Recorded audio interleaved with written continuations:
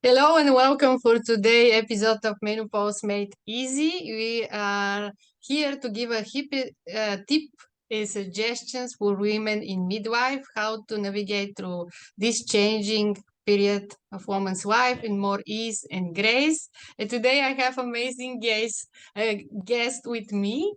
And she's a doctor also. She's uh, also founder of and owner of Dr. Gala Health, a health coaching service for women in transition or post-menopause. She has been an active holistic medicine and epidemiology practitioner for many years. She combined her knowledge from over 30 years as a physician with state-of-the-art technology to create personalized plan to help her clients live their best life. Dr. Gala graduated from the Leningrad State Institute of Medicine in 1991. In 1998, she earned her master's degree in Holland and doctorate in Cuba in 2014. After completing her Mastery of Transformation Coaching training at the Health Coach Institute, Angela became board certified of the American Association of Drugless Practitioners. A true believer in balance between mind, body, and soul, Angela has always been fascinated by people's self-development journey, how they grow over time individually and collectively through shared experience. By applying transformational coaching, Dr. Gao helps her client achieving physical, mental, and spiritual balance. She helps them find positive emotions, which can lead to better sleep pattern, increase self-confidence, improve relationship with others around them, and less anxiety about aging, and decrease depression symptoms due to hormonal changes for many women, all while achieving more joy and happiness in their lives. Welcome, Angela, in today's show. Thank you so much to show up today to share your wisdom and knowledge with audience.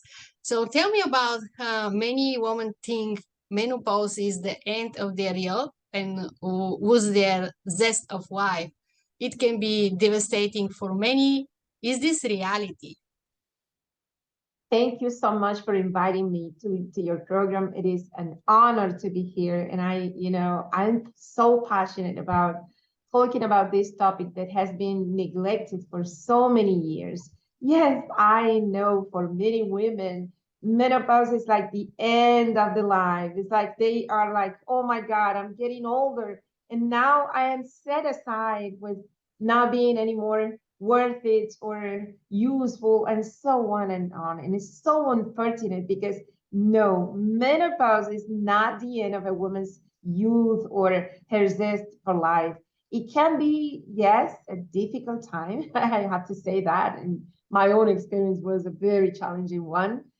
And that's for some women. I think about 75% of women will show some symptoms of menopause. And out of that, almost 80% will be severe symptoms. But it doesn't have to be devastating. The perception that menopause is the end of youth and vitality is likely because of the fact that it marks the end of a woman's reproductive years. And we are mothers from, I guess it is instilled in our DNA. And when we find that we are not able to bear any more children, then it may become a reason to be sad. But yes, there are definitely symptoms that make your life miserable sometimes. But at the end of the day, it is related with many other factors. But menopause is simply a natural biological process that all women go through. It doesn't have to be viewed as a negative event. And there are many ways for women to stay healthy and active during menopause and beyond. In fact, the way women respond varies considerably, and it appears that culture plays a significant role.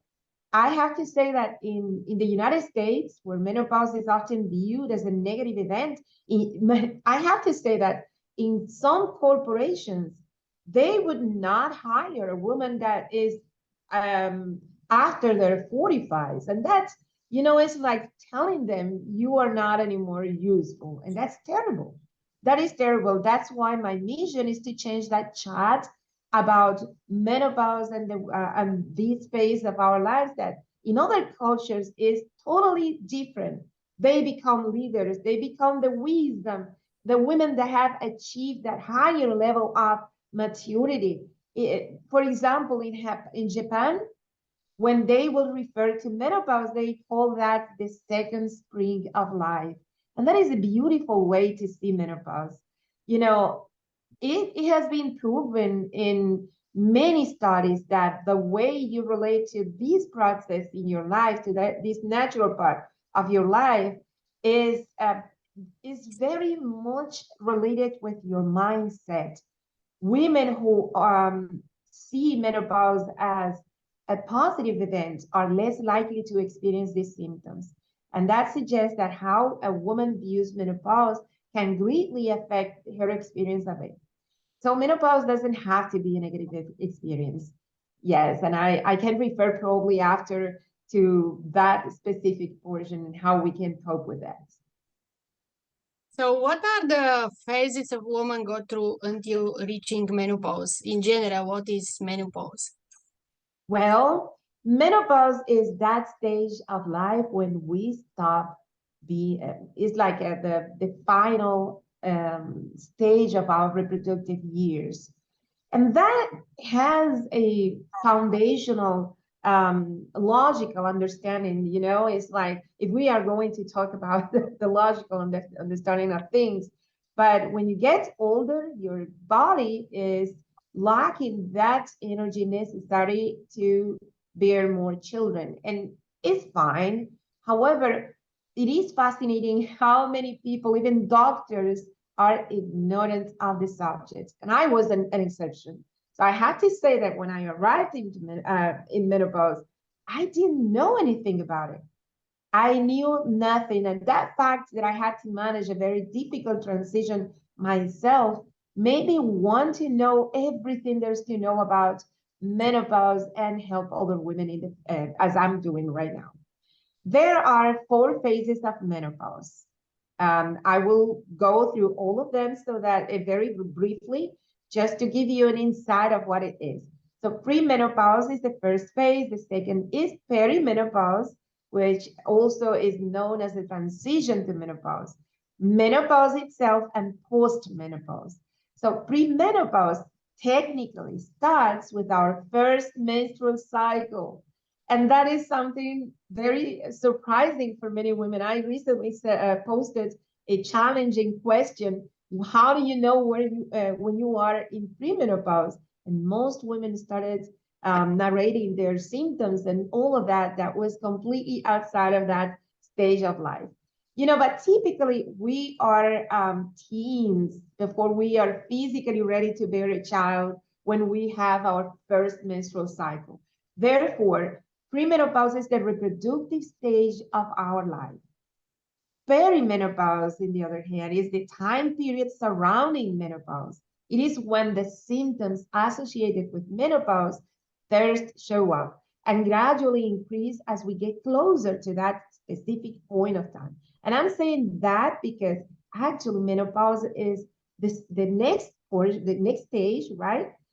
Is difficult to identify as there is no specific parameter that indicates its occurrence. And I'm talking about test or diagnosis or something. It is when the symptoms associated with menopause will show up, the perimenopause. And menopause is actually a definition, is specific definition, has a time specific definition. It is generally accepted that menopause happens when a woman has no experience a period in 12 months.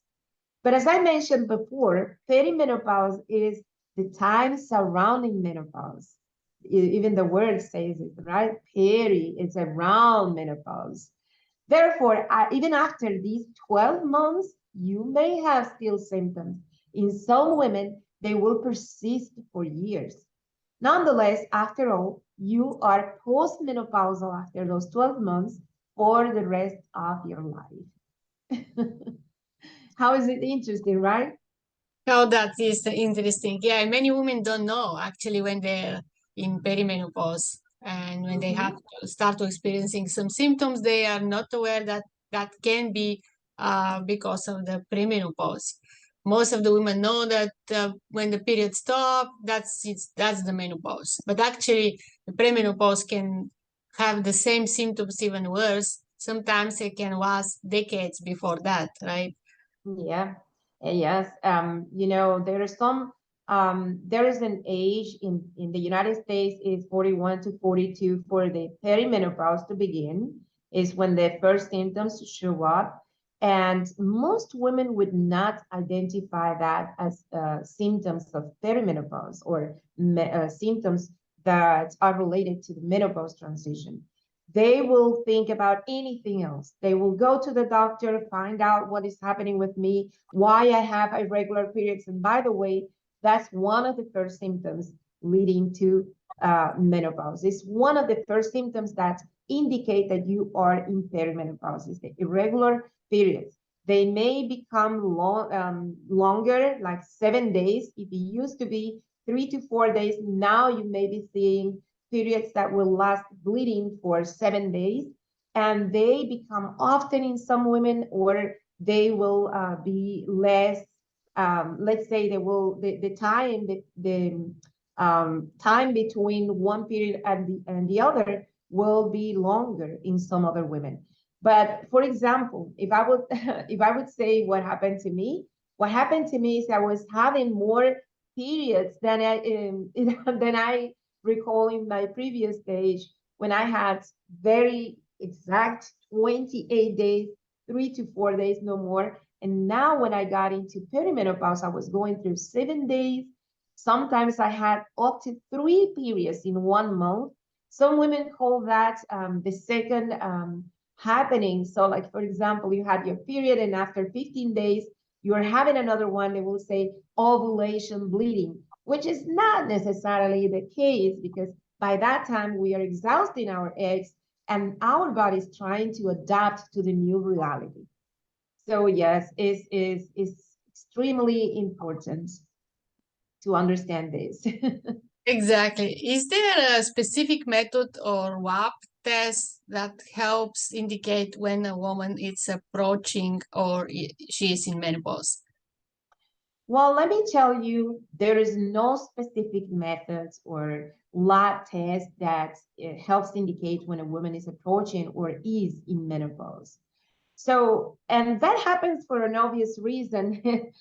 It is a natural event. So your parameters may be fine, or if you have another situation going on together with your transition, like for example, some indications that you may be pre-diabetic, then you will have a test that will say that you're pre-diabetic, diabetic or something else. But even the fact that you have hormone fluctuations in your hormonal loop doesn't indicate that you are closer or you are in menopause. There's no way to know that.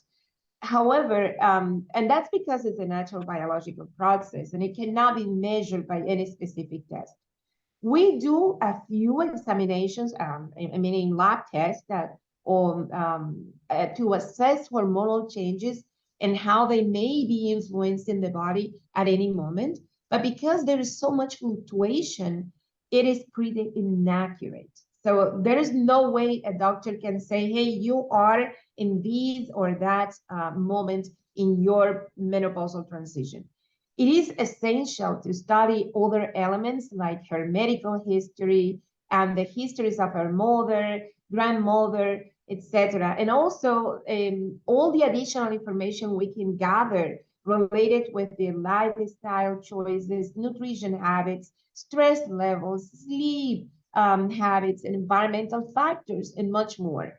So, like, for example, having a very thorough assessment can give you some insights about the current stage, but definitely the symptoms that are so well described about menopause are the main indication that doctors will use to say, yes, you are transitioning to menopause or you are in perimenopause. Well, that's the way, that's the only way we can guess about that. And the fact that we have the statistics where we know that a woman that is at her 40s, at the beginning of her 40s, like 41, 42, is the beginning of perimenopause, and they will reach menopause at around 52 years. That's the average in the United States.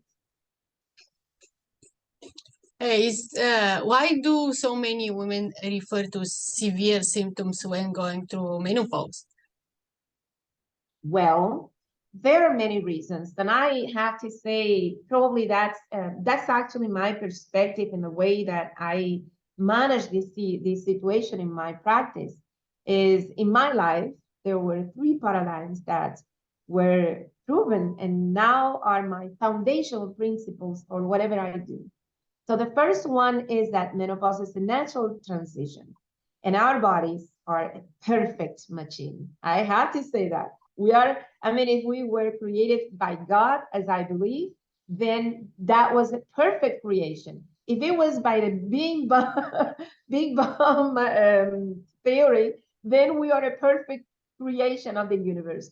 But we have a body that is capable of doing anything. And menopause being a natural process is, I mean, our bodies are capable of coping with this. It is just something, and that's the big question. What is broken? Why are we reacting this way for such a long time? Why our bodies are performing so poorly to adapt to something that was set in stone from the very beginning? And that's the first paradigm. The second one is that most of our, I would say, functions are directed from that operational center that we have. I call it the center of operations, and that is our brain.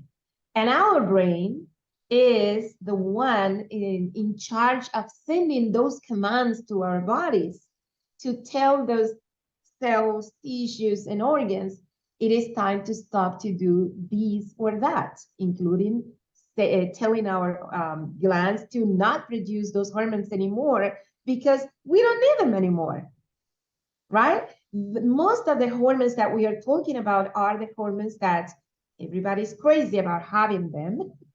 They are in charge of helping setting our bodies ready for a pregnancy and having a pregnancy that is successful with a healthy child at the end, right? We are not anymore there because we exhausted our eggs.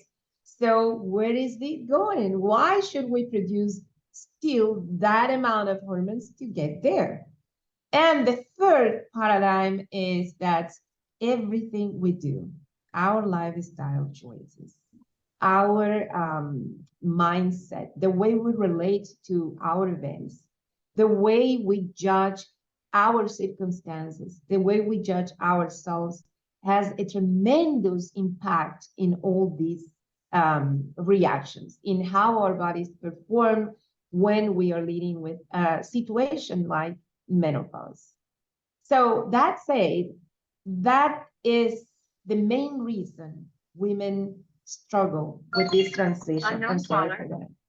With that transition is because we have broken pathways. We have been impacted by those environmental influences, by our influence, by our relationship with our bodies, by our lifestyle choices. So that's the main reason. There are other that have to do with some conditions that have affected their bodies genetically or by, by life choice, unfortunately. And that's why we have also cases that of women that have an early menopause, women that may may transition quickly to menopause when they are still in their 20s or 30s. That's not a big percentage for, thankfully, but for those women, it is a tremendous impact in their lives in all ways, you know? So that's my perspective about the symptoms. And do you have your own experience to share how you went through menopause, Oh actually? yeah, it was like a gift. I mean, I wouldn't say a gift, but that was my gift. It's actually my gift. And I learned about that later on in my life, but it was my birthday gift to my when I was 47. I entered in a very, very painful time when I never in my life suffered any pains when I was going through my monthly periods. However, at this point, I was suffering from unbearable pains. I have to say that sometimes I found myself sitting in front of my desktop at my work, and it was terrible. I couldn't even walk. I had to sit, and I was trying to cope with that pain, holding myself not to just start crying loudly, And I had very, very heavy bleeding that never happened before. And as I mentioned, I had sometimes 2 periods or 3 periods in one single month.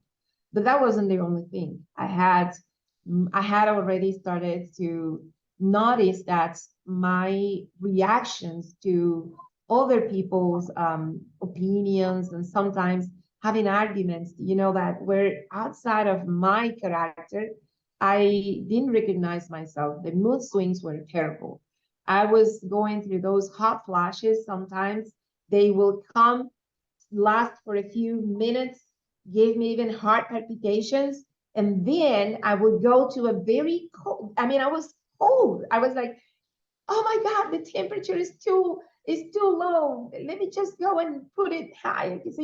I'm just burning here. And then suddenly, just a few minutes after, I was just freezing. So it was terrible. I would fall sometimes into deep, not a clinical depression, I wouldn't say, but in a sadness that I had no explanation for it. I would end up crying for anything. I have to say that my daughter and my husband, they were the two getting all the blame for everything that was going on with me. I would fall asleep driving when I was going to my work.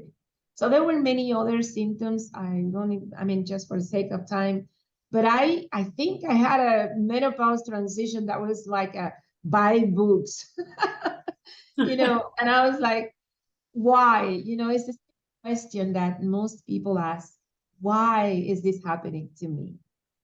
Maybe I have something really bad. And that's what brought me to my doctor. I had a very good, very great insurance. I went to see my doctor. He was a great doctor, my friend also. And I was like, hey, this something really bad is going on with me.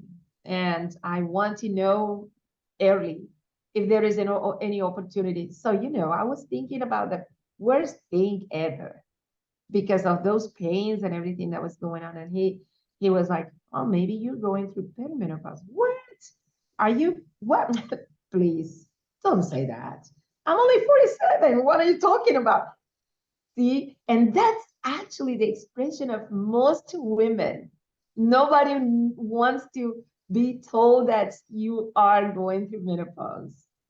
So he said, yes, unfortunately, that's the case. So, well, yeah, maybe it's an early one. No, it is not an early one. You're just right. In fact, you've waited too long for the beginning of this transition. And I was asking, what should I do now? Because I don't think I can make it with, these pains are just unbearable. And then he said, well, I have, the first option is, this is happening because now the lining of your uterus is different and maybe you have this and that. And he was explaining, it will just pass, in just a few, maybe 2 years, maybe 7 years. I was like, what? Do you think I can just hold it 7 years with this pain? No. Well, I can give you hormone replacement therapy. That was clear for me that I cannot. I have a history in my family. So that was my thinking at that moment. I didn't even realize that I was just facing a natural process. So my thinking was, oh my God, my aunt, she passed on breast cancer. My mom passed because of complications of diabetes. If I get into this hormone replacement therapy, what would be the results? So my fear came on and I was like, no. Well, the third option is I will refer you to the gynecologist and maybe we can come up with a surgery and just that will be solved.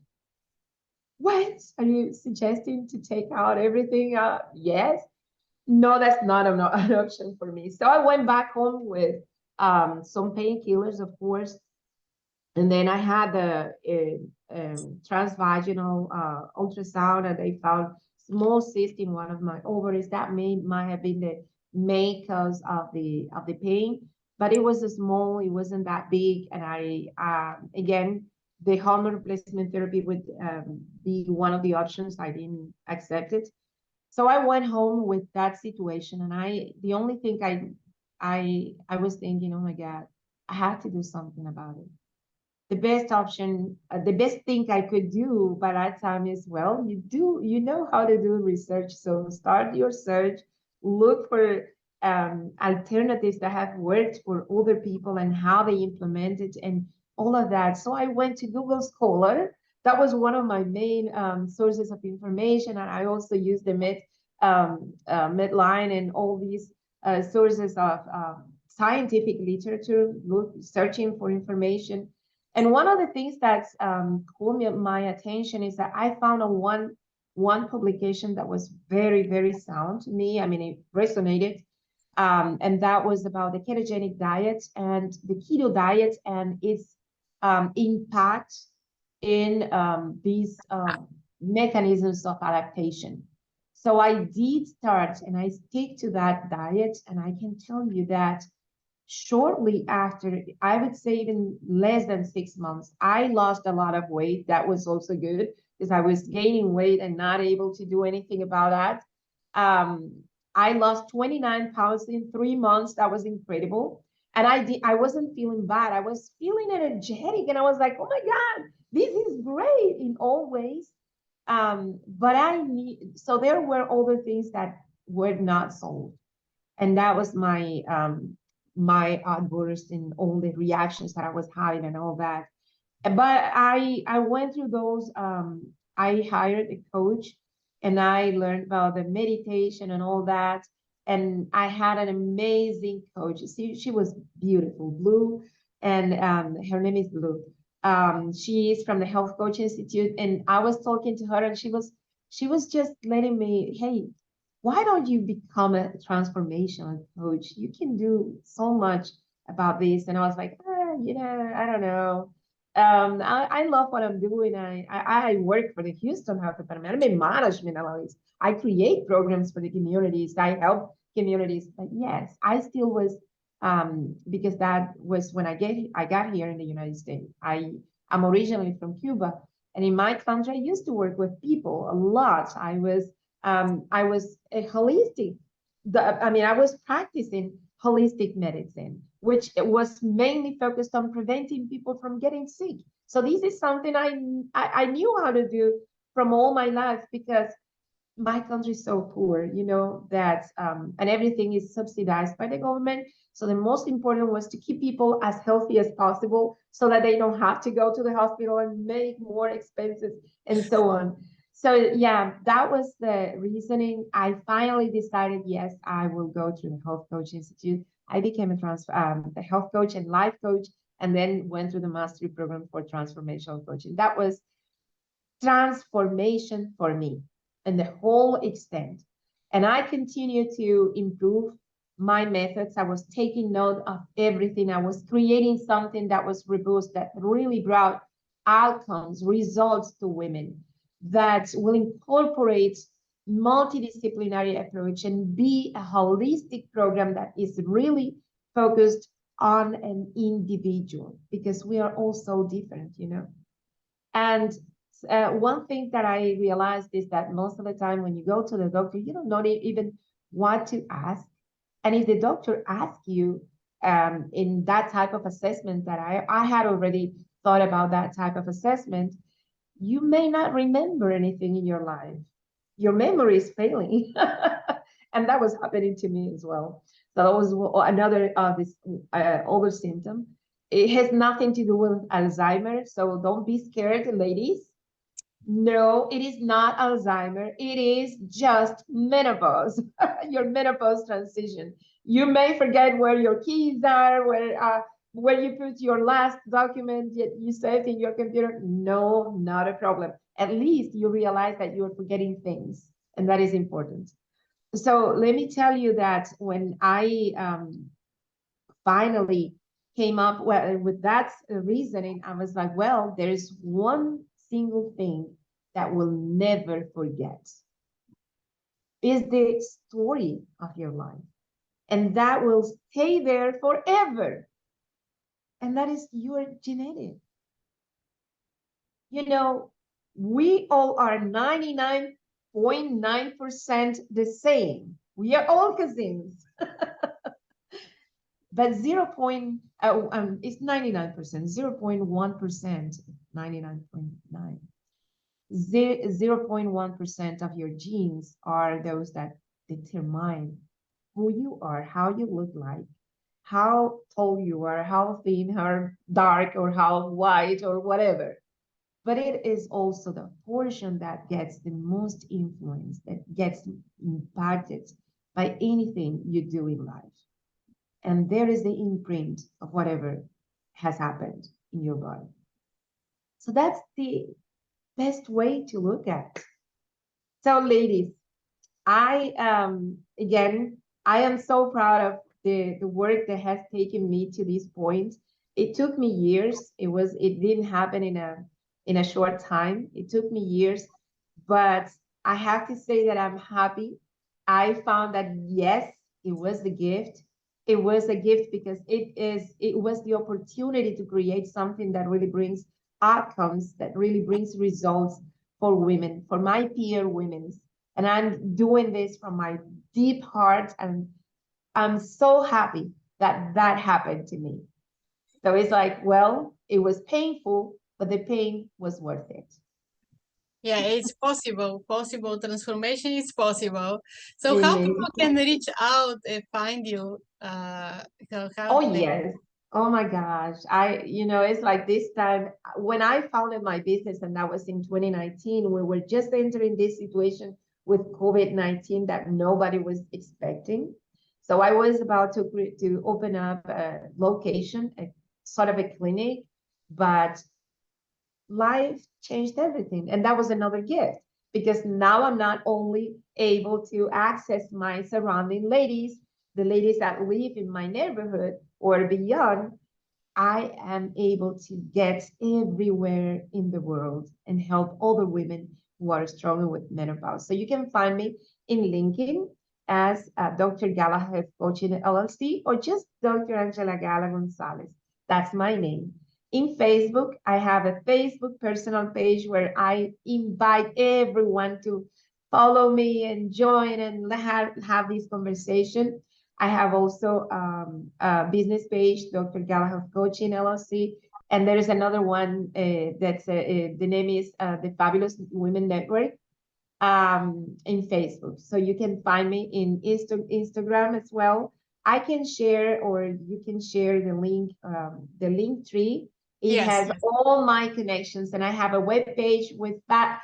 I devote always a lot of time to write a blog that really brings value and delivers a lot of information to our ladies. So you can check my blog at dragalacoaching.com.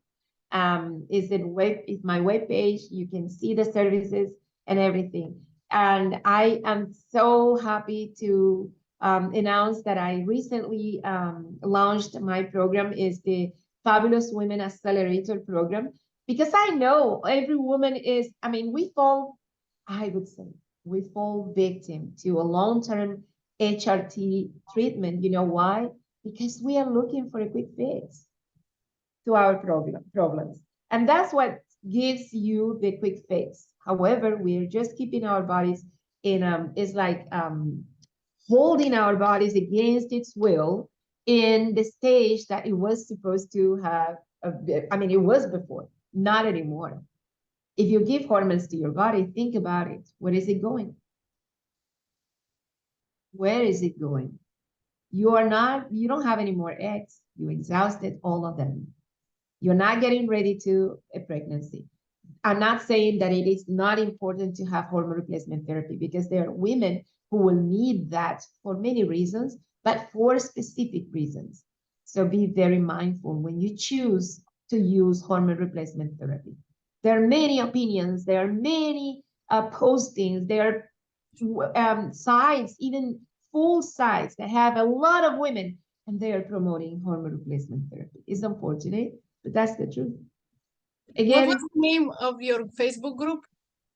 so I have a Facebook group that the name is We Thrive Through Menopause. We Thrive Through Menopause has the purpose of creating awareness and bringing that much information to women and providing them support in any ways we can. Yes. So my clinic is online. I have a clinic online, so I offer telehealth. I offer my in business in my better practice. I have a place where you get a lot of tools and support additional to the service that I'm offering. Yes.